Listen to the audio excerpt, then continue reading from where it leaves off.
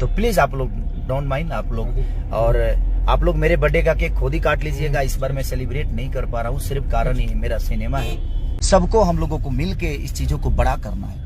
अब कुछ यूट्यूब वाले हम अच्छे भी बोलेंगे तो बुरा ही बोलेंगे, क्योंकि उनको 2000 में 2 करोड़ की फिल्म को बर्बाद करना है। और एक 12x13 के रूम में वो लोग डिसाइड ये करी थे। 4 जना के चक्कर में हमने के वो 12 करोड़ और 30 करोड़ जनता के दिल पर ठेस नहीं के पहुंचाएगी। हम लोग उन जनता के लिए काम करना है। इन लोगों को तो जीवन में 2000 रुपया कमाना है, पढ़ लिख के कुछ किए तो है नहीं, बस दुनिया को बस ज्ञान बांटने आते हैं ये, और ये ज्ञान के लिए ही बने हैं। तो इनको ज्ञान देने दीजिए। ये आप रामायण भी बोलिएगा तो इनको बुरा ही लगेगा, उस रामायण में भी इनको गंदा ही नजर आएगा।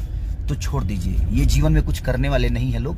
ये 2000 4000 5000 यही कमाएंगे, गाड़ी खरीदेंगे, वो अपना बस, उससे ज्यादा कुछ नहीं कर पाएंगे जीवन में, क्योंकि इनको बड़ा नहीं